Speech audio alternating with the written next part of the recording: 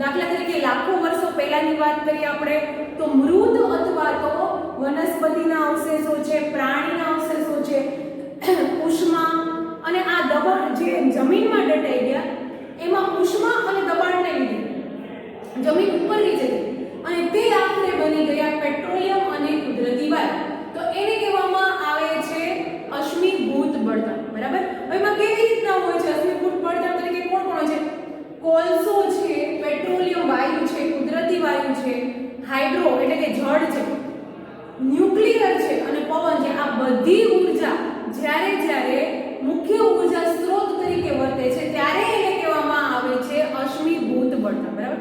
હવે આપણે આ અશ્મિભૂત બળતણના ગેરફાયદા વિશે સમજીએ તો અશ્મિભૂત બળતણ છે એ બનતા કરોડો વર્ષો લાગે છે.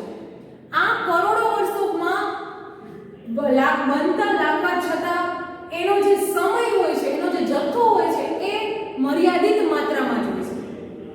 અશ્મિભૂત બળતણ છે એ પુનઃ અપ્રાપ્ય છે. શું કામ?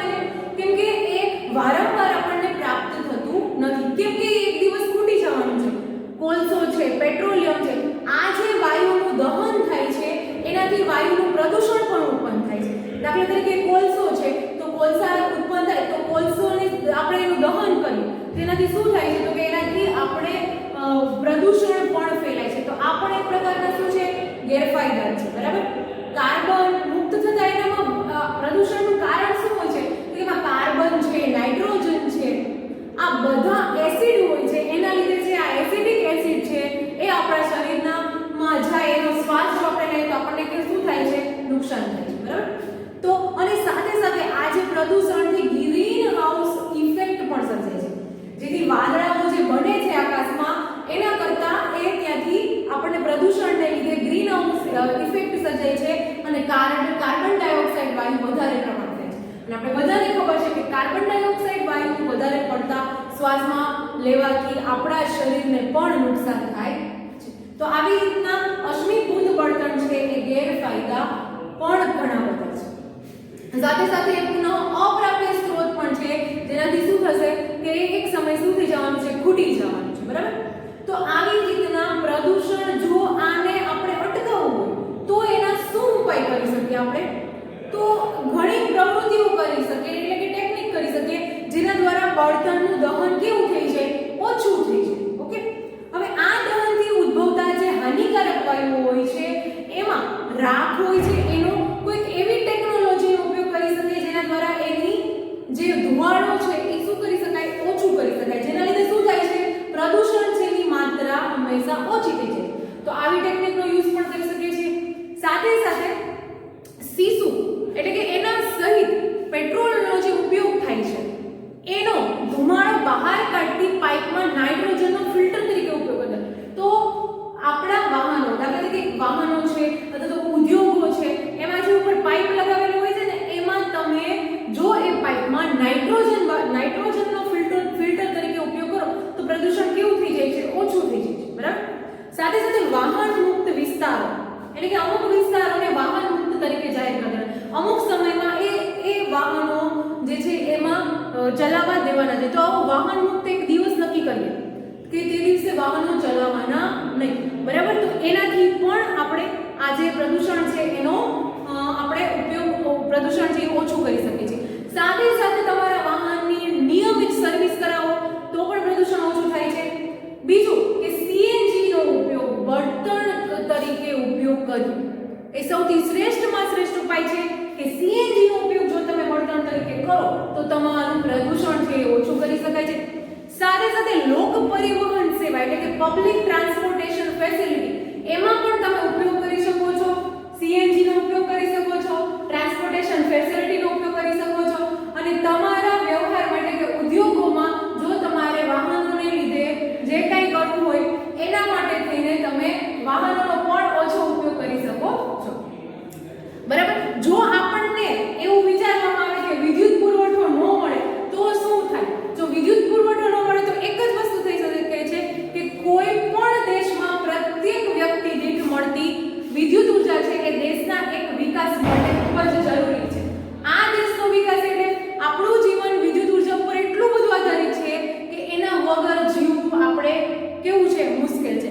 દાખલા તરીકે ઘર વપરાશના સાધનો એસી છે, ફ્રીજ છે, ટીવી છે, આ બધાનો તમે ઉપયોગ કરી શકો છો, પણ બહોળા પ્રમાણમાં આપણે ઉપયોગ કરીએ છીએ. અને અત્યારે આપણે જોઈએ તો કોમ્પ્યુટર છે, લેપટોપ છે, આના વગર તો આપણે ચાલતું જ નથી. તો આવી રીતના આ ગંભીર બહુ જ વિદ્યુત પુરવઠો આપણા સમસ્યા બની ગઈ છે કે એના વગર આપણે ચાલતું નથી. થોડીક વાર પણ આપણા ઘરમાં જો લાઈટ જતી રહે તો આપણને ચાલતું નથી. તો આપણું જીવન ફરીથી પ્રાચીન યુગમાં પાછું ફરી જાય એના માટે આપણા માટે શું થાય છે, બહુ એમાં પ્રાચીન કાળમાં બહુ અઘરું છે આપણે એમાં જવા માટે, બરાબર.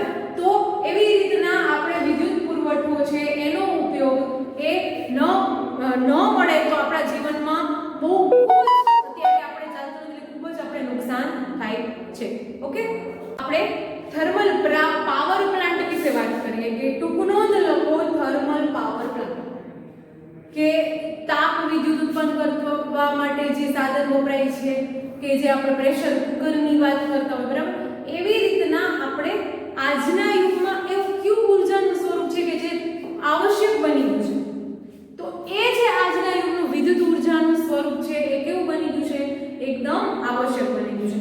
તો આ પ્રવૃત્તિ ઉપરથી આપણે એવું જાણી શકીએ કે એક ઊર્જાનું બીજી ઊર્જામાં રૂપાંતર કરવું શક્ય છે, બરાબર.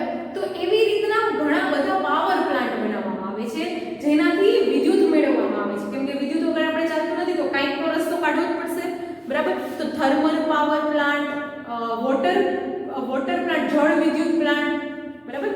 તો વોટર ઇલેક્ટ્રિક પ્લાન્ટ પણ વસાવવામાં આવેલો છે, એ કેવો હોય છે, થર્મલ પાવર પ્લાન્ટ પણ વસાવવામાં આવેલો છે, એ કેવો છે એ આપણે જોઈએ. તો થર્મલ પાવર પ્લાન્ટ એમાં શેનું ઉત્પાદન કરવામાં આવે છે અને કઈ ઊર્જાનું કઈ ઊર્જામાં રૂપાંતર કરવામાં આવે છે એ આપણે જોઈએ. તો કોઈ પણ બળતણનું દહન કરવામાં આવે ત્યારે ઉષ્મા ઊર્જા છે એ ઉત્પન્ન કરી શકાય છે. જો એ ઉષ્મા ઊર્જામાંથી આપણે કોઈ બીજી ઊર્જા મેળવી શકીએ તો એ સૌથી શ્રેષ્ઠમાં શ્રેષ્ઠ આપણે. તો એવું શું કરી શકાય, તો કે ઉષ્મા ઊર્જાનું વિદ્યુત ઊર્જામાં જો આપણે રૂપાંતર કરીએ તો એક એનું જે પાવર સ્ટેશન બનાવવામાં આવે એને કહેવામાં આવે છે thermal power plant, thermal power station. Okay, હવે આ પાવર સ્ટેશનમાં શું થાય છે, તો કે થર્મલ પાવર સ્ટેશનમાં ખૂબ જ રોજે રોજ વિપુલ જથ્થામાં અશ્મિ બળતણનો ઉપયોગ કરી એનું દહન કરવામાં આવે. આ દહન કરે એટલે શું થાય, એમાંથી શું ઉત્પન્ન થાય, બાષ્પ ઉત્પન્ન થાય. આ બાષ્પને ટર્બાઇન, ત્યાં ટર્બાઇન એક લગાવી દેવામાં આવે. એ ટર્બાઇન શું થાય, તો કે ટર્બાઇન ફરે. જેવું એ ટર્બાઇન ફરશે એટલે એમાંથી શું ઉત્પન્ન થશે, વિદ્યુત ઉત્પન્ન થશે. અને થર્મલ પાવર સ્ટેશનમાં કોલસો છે એનું જે કોલસો અને એક તેલ ક્ષેત્ર એટલે કે ઓઇલનું આખો પ્લાન્ટ બનાવવામાં આવે એની નજીકમાં જ બનાવવામાં આવે, કારણ કે જે ચોક્કસ અંતરે જો કોલસો અને પેટ્રોલિયમનું પરિવહન કરતા વિદ્યુત મથકો હોય તો એ સૌથી નજીક હોય તો એ સૌથી વધારે અસરકારક બને છે, બરાબર. તો આવી રીતના પાવર પ્લાન્ટમાં અશ્મિ બળતણનો ઉપયોગ કરવામાં આવે છે અને એની સાથે સાથે પુનઃ અપ્રાપ્ય ઉર્જા સ્ત્રોત પણ આપણને મળે છે. તો આવી રીતના પાવર પ્લાન્ટનું આપણે શું કરી શકીએ, તો કે જે ઉષ્મા ઉર્જા જે ઉત્પન્ન થાય છે એનું પ્રદૂષણ પણ વધારે. તો આવી રીતના એવા હવાઈ પ્રદૂષકો પણ તે ઉત્પન્ન કરે છે. ત્યાં જો નાઇટ્રોજન આપણે લગાવી દઈએ ફિલ્ટર તરીકે તો ધુમાડો કેવો ઉત્પન્ન થાય છે, ઓછો ઉત્પન્ન થાય છે. આવી રીતના તમે ઉષ્મા ઉર્જા ઉત્પન્ન કરીને જે વિદ્યુત ઉર્જા મેળવો છો અને જે પાવર પ્લાન્ટ બને છે એને કહેવામાં આવે છે થર્મલ પાવર પ્લાન્ટ.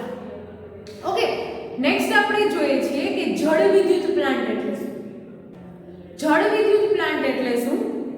જળ વિદ્યુત પાવર પ્લાન્ટમાં સૌપ્રથમ કોઈ એક ઊંચાઈએ જઈને નીચે જે પાણી પડે એટલે કે ઊંચાઈએથી પાણી કોઈ એવી જગ્યા પસંદ કરવાની કે જ્યાંથી ઝરણું પડતું હોય અથવા તો કોઈ નદી છે એ ઉપરથી નીચે ક્યાંક જાતી હોય એવું જો પસંદ કરીએ તો એ ઊંચાઈએથી શું થશે, પાણીનો ફ્લો છે એ નીચે જશે.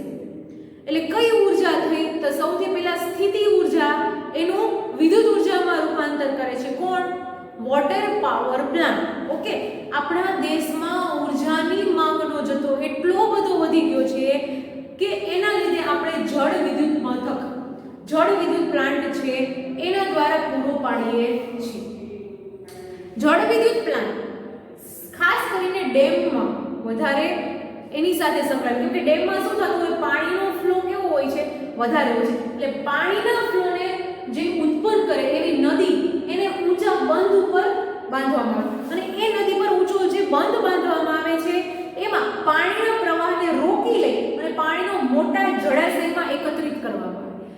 એકત્રિત થઈ ગયું પછી પાણીનું સ્તર ઊંચું આવી જાય. ઊંચું આવી જાય એટલે શું થાય, આ પ્રક્રિયામાં શું થઈ જાય, ગતિ ઊર્જાનું સ્થિતિ ઊર્જામાં રૂપાંતર થઈ જાય. કેમ કે પાણીને પહેલા શું કરવું પડે, અટકાવવું પડે, એટલે ગતિ ઊર્જાનું સ્થિતિ ઊર્જામાં રૂપાંતર થઈ ગયું. પછી જો કોઈ ઊંચું સ્તર હોય ડેમમાં, તો ડેમમાં ઊંચા સ્તર પર રહેલા પાણીના પાઇપ છે એના મારફતે જે બંધમાં નીચે રહે ટર્બાઇનને ગોઠવી દેવામાં આવે. આ ટર્બાઇન સુધી પાણી પહોંચાડવામાં આવે. એટલે શું થશે, પાણી નીચે પડશે એવું ટર્બાઇન ફરશે, અને જેવું ટર્બાઇન ફરશે એવું પાણીના પ્રવાહને લીધે શું થશે, વિદ્યુત ઊર્જા ઉત્પન્ન થવાની ચાલુ થશે. કેમ કે ટર્બાઇન સાથે શું જોઈન્ટ કરેલું હોય છે, જનરેટર. ઓકે, તો આવી રીતના વિદ્યુત ઊર્જા ઉત્પન્ન તમે કરી શકો છો. હવે આપણે આ પાવર પ્લાન્ટ અને વોટર પાવર પ્લાન્ટ જોયું તો પણ એના અમુક ફાયદા પણ છે અને એના અમુક ગેરફાયદા પણ છે.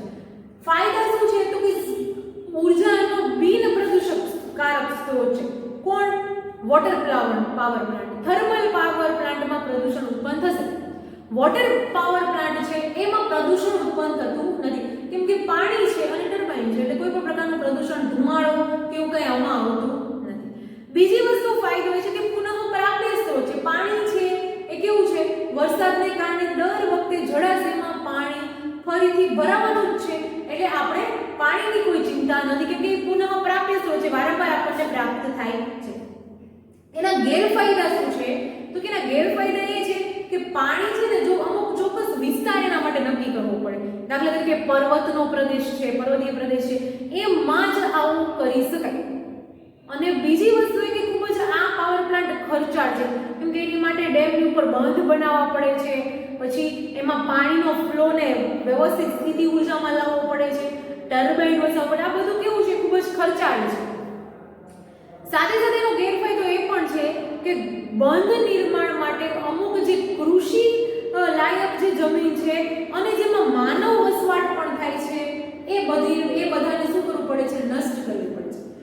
એની આજુબાજુમાં માનવ વસવાટ રખાતો નથી, કેમ કે ક્યારેક એવું થાય કે પાણીના વધુ પડતા ફ્લોને લીધે એ આજુબાજુની જમીનને નુકસાન થાય, અથવા તો માનવ છે એમાં માનવ વસ્તી છે એ ડૂબી જવાથી એ કેવું પામે છે, નષ્ટ પામે છે. તો એની આજુબાજુ કોઈ માનવ વસવાટ અથવા તો કોઈ કૃષિ લાયક જમીન છે એ રખાતી નથી. આ એક એનો ગેરફાયદો છે. સાથે સાથે બીજો ગેરફાયદો એ છે કે મોટા ભાગના માનવ વસ્તી નથી હોતી, કૃષિ નિવસન તંત્ર છે એ શું પામે છે, નાશ પામે છે. બરાબર. નેક્સ્ટ જે છે તેના કારણે વિસ્થાપિત લોકોનો સંતોષકારક પુનઃ વસવાટથી સમસ્યાઓ સર્જાય છે, કેમ કે એને વસવાટ મળવો નથી. એટલે જ્યાં આપણે પાવર પ્લાન્ટ બનાવ્યો, આજુબાજુની વસ્તી છે એ શું કરવી પડે છે, ખાલી કરવી પડે છે. એટલે પુનઃ વસવાટની સમસ્યાઓ, ફરીથી ઘર વસાવો, એટલે એ બધી સમસ્યાઓ થાય છે. તો આવી રીતના એના ફાયદા પણ છે, ગેરફાયદા પણ છે. આ કહેવામાં આવે છે જળ વિદ્યુત પ્લાન્ટ. હવે નેક્સ્ટ આપણે જોઈએ કે ઊર્જા સ્ત્રોત. ઊર્જાનો કોઈ પરંપરાગત સ્ત્રોત છે તો એના ઉપયોગમાં કરવા માટે, એનો ઉપયોગ કરવા માટે જે આપણે ટેકનોલોજીમાં સુધારા કરેલા છે, એ સુધારા ક્યાં કયા છે એ આપણે જોઈએ તો ઊર્જા સ્ત્રોત તરીકેનો દાખલા તરીકે જૈવભાર, આપણે એનો બીજી રીતે પણ આપણે ઉપયોગ કરી શકીએ કે ઊર્જા સ્ત્રોત માટેનો જૈવભાર તમે સમજાવો. એમાં પણ તમારે આ જે હું આન્સર કહું છું એ જ તમારે લખવો પડશે. શું છે એનો જૈવભાર? તો કે કોઈ બળતણ આપણે તરીકે લઈ લઈએ, લાકડું છે, છાણા છે, આ વગેરે બળતણને શું કહેવામાં આવે, જૈવભાર કહેવામાં આવે છે. બરાબર. આ બળતણ છે એ વનસ્પતિ પણ હોય અને પ્રાણી જ પણ એના ઉત્પાદનમાં હોવાથી એ જૈવભાર ઊર્જા તરીકે ગણાય છે. દાખલા તરીકે હું લાકડું લઈ લઉં તો લાકડું છે એ પ્રાચીન કાળથી આપણે બળતણ તરીકે એનો ઉપયોગ કરતા આવીએ છીએ. બરાબર. પરંતુ પૂરતા પ્રમાણમાં વૃક્ષો આપણી પાસે નથી, એનું વાવેતર અને ઉછેર એ પણ આપણી પાસે નથી. એટલે બળતણ માટે જે શાખાઓનો ઉપયોગ કરવામાં આવે છે એ બળતણ માટે લાકડાનો સતત પુરવઠો છે એ પ્રાપ્ત થતો રહે તો જ એનો જૈવભાર લાકડું તરીકે ઓળખાય, બાકી નહીં. બરાબર. નેક્સ્ટ આપણે વાત કરીએ ચારકોલની. તો જ્યારે લાકડું છે એને મર્યાદિત પ્રમાણમાં ઓક્સિજનના પુરવઠામાં જો એને સમાવેશ કરવામાં આવે ત્યારે તેમાં રહેલું પાણી અને બાષ્પશીલ જે પદાર્થ હોય છે એ અવક્ષેપ રૂપે જે મળે એને આપણે ચારકોલ કહીએ છીએ. આ મેં તમને ગયા લેક્ચરમાં કહી દીધું કે ચારકોલ એટલે શું થાય, બરાબર? તો આવી રીતના આ જે ચારકોલ છે એમાં ચારકોલ છે એ જ્યોત વગર સળગી જાય છે. એક તો શું ઉત્પન્ન કરે છે? ધુમાડો ઉત્પન્ન કરે છે, પણ ખૂબ જ ઓછા પ્રમાણમાં ધુમાડો ઉત્પન્ન કરે છે. તો આવી રીતના વધુ ઉષ્મા ઉત્પન્ન કરવા માટે એની ક્ષમતા ધરાવે છે. તો આપણે એક સારી રીતે કહી શકાય કે ટેકનોલોજીમાં સુધાર આપણે એવું પણ કહી શકીએ, બરાબર? લાકડું છે, ચારકોલ છે. હજી એક તમને વાત કરું તો કે છાણાની. ગાયના છાણને સૂકવીને જે છાણા બનાવવામાં આવે છે એમાં બળતણ માટે તેનો ઉપયોગ કરવામાં આવે છે. આ ભારતમાં પશુધનની સંખ્યા ખૂબ જ વિશાળ હોવાથી બળતણનો સૌથી સ્થાયી સ્ત્રોત તરીકે પૂરો પાડે છે, બરાબર? તમને ખબર છે કે આ વ્યવસ્થિત રીતે આખી સાયકલ ચાલવાની છે. તો છાણા છે એ પણ તમે જૈવ ભાર તરીકે ઓળખી શકો. આમ છતાં લાકડું છે, છાણા છે, એનું જો દહન કરવામાં આવે તો ધુમાડો તો સૌથી વધુ પ્રમાણમાં જ ઉત્પન્ન થાય છે. છતાં પણ બળતણના દહનથી વધારે ઉષ્મા ઉત્પન્ન થતી નથી. અને આ પ્રકારના બળતણોમાં ટેકનિકલ સુધારો પણ તમે લોકો કરી શકો છો, બરાબર? તો આવી રીતના તમે જે આ ઉર્જા સ્ત્રોતનો જૈવભાર તમને પૂછાય તો તમારે 3 વિશે સમજાવવું પડે. એક તો લાકડું, એક ચારકોલ અને એક છાણું. આ 3 વિશે તમારે લખવું પડે, બરાબર? નેક્સ્ટ આપણે વાત કરીએ તો બાયોગેસ પ્લાન્ટ. તમને ખબર જ હશે તમારે બાયોગેસ પ્લાન્ટ એટલે શું, પણ એમાં કયો વાયુ ઉત્પન્ન થાય છે, એનું સ્ટ્રક્ચર કઈ રીતનું હોય છે એ તમને હું સમજાવું. તો તમને ખબર છે આપણે ખેતી કરતા હોય તો એમાં ઘણું બધું વધારાનું હોય છે. એ વેસ્ટમાંથી બેસ્ટ બનાવો ને એટલે એનો મીનિંગ થાય બાયોગેસ પ્લાન્ટ. દાખલા તરીકે ગાયનું છાણ છે, કોઈ વનસ્પતિનો ખરીદેલો ટુકડો એટલે કે કૃષિ કચરો આપણે એને કહી શકીએ, શાકભાજી છે, શાકભાજીનો કચરો છે, અથવા તો સુનેજનો કચરો છે, એને ઓક્સિજનની ગેરહાજરી, હું શું બોલું છું ધ્યાન રાખજો, ઓક્સિજનની ગેરહાજરી જો એનું વિઘટન કરવામાં આવે એટલે એક ટાંકો મોટો બનાવવામાં આવે, એને પેક કરી દેવામાં આવે, જેમાંથી એટલે પેક કરવાનો મીનિંગ શું થાય, એમાં ઓક્સિજનની હાજરી હોય નહીં, એરટાઇટ થઈ જાય, બરાબર? જ્યારે એને ઓક્સિજનની ગેરહાજરીમાં એનું વિઘટન કરવામાં આવે ત્યારે જે ઉત્પન્ન થાય એ વાયુને કહેવામાં આવે છે બાયોગેસ, બરાબર? આ બાયોગેસ છે એમાં 75% મીથેન વાયુ હોય છે. આ યાદ રાખજો. લગભગ આ 14મું અને 15મું ચેપ્ટરમાંથી તમને એક જ માર્કનો પ્રશ્ન પૂછાય છે, બરાબર? મોટા પ્રશ્ન આમાં પૂછાતા નથી. એટલે આવું જે નાનું હોય છે જે 75% મીથેન વાયુ છે, જળ વિદ્યુત મથકમાં શું વપરાય છે, કઈ ઊર્જાનું કઈ ઊર્જામાં રૂપાંતર થાય છે, આવું બધું વધારે પૂછાવાની શક્યતા છે, બરાબર? તો આ યાદ રાખવાનું છે. બાયોગેસમાં 75% કયો વાયુ હોય છે? મીથેન વાયુ. એટલે મીથેન વાયુ છે ઉત્તમ બળતણ તરીકે સાબિત થાય છે. તે તાપીય ક્ષમતા એની કેવી હોય છે? વધારે હોય છે, બરાબર? એટલે તપે છે વધારે. એના દહન દરમિયાન રાખ જેવા અવશેષ બાકી રહેતા નથી. શું કામ? એટલે કે મીથેન વાયુ છે ને એ ધુમાડા રહિત છે. પણ ધુમાડા રહિત સળગે એટલા માટે ખૂબ જ જરૂરી છે, બરાબર? પ્રકાશ માટે, રસોઈ બનાવવા માટે આ બળતણ ખૂબ જ ઉપયોગી છે બાયોગેસ પ્લાન્ટમાં. તેમાં જે વધેલો કચરો હોય છે કે જે આમાં અવક્ષેપ આપણે નહીં ખાતા, જે ટાંકી બનાવીને ગાયનું છાણ, કૃષિ કચરો, શાકભાજીનો કચરો, સુગ્નેજનો કચરો, આ બધો જે કચરો છે આ બધામાં જે મીથેન વાયુ તો મળી જાય છે, એને આપણે બળતણ તરીકે ઉપયોગ પણ કરી લઈએ. પણ નીચે જે કચરો વધે છે એ કચરાને તમે વનસ્પતિમાં જો અવક્ષેપ તરીકે નાખો, એટલે કે કોઈ તમે ખાતર તરીકે તમે એનો ઉપયોગ કરો તો સારામાં સારો પાકનો ઉતાર પણ તમે લઈ શકો છો. તો આપણે 2 વાર વેસ્ટ ને બેસ્ટ બનાવી. એક તો આ જે કચરો હતો, ગાયનું છાણ હતું, જે શાકભાજીનો કચરો હતો, કૃષિ કચરો હતો, એ બધું આપણા માટે વેસ્ટ હતો. એમાંથી આપણે મીથેન વાયુ રાંધવામાં પણ ઉપયોગ કર્યો અને હજી એનો જે કચરો વધ્યો એનો આપણે ખાતર તરીકે પણ ઉપયોગ કરી લીધો. તો આપણે 2 ફાયદા થઈ ગયા, બરાબર? તો બાયોગેસ છે ખૂબ જ ઉપયોગી છે, બરાબર? બાયોગેસનું ઉત્પાદન છે એ કચરાના નિકાલમાં તો શું થાય? કચરાનો નિકાલ એક તો થઈ જાય, બરાબર? બીજું શું થાય તો કે મોટા જથ્થામાં તમે રાંધવા માટે ગેસ ઉત્પન્ન કરી શકો. બીજું કે એનું ખાતર મેળવી પણ આપણે શકીએ છીએ. એ જો ખાતર થાય તો એ ખાતરમાં જે પાકનો ઉતાર આવે એ સારામાં સારો આવે છે, બરાબર? તો આવી રીતના બાયોગેસ પ્લાન્ટ છે એ આપણા માટે ખૂબ જ જરૂરી છે. આપણે મિથેન જે વાયુ છે એનો આપણે રાંધણ ગેસ તરીકે, બરાબર, અને એનો જે કચરો છે એનો ખાતર બનાવવામાં આપણે ઉપયોગ કરી શકીએ છીએ. તો આવી રીતના બાયોગેસનું ઉત્પાદન આપણે મેળવી શકીએ છીએ, બરાબર.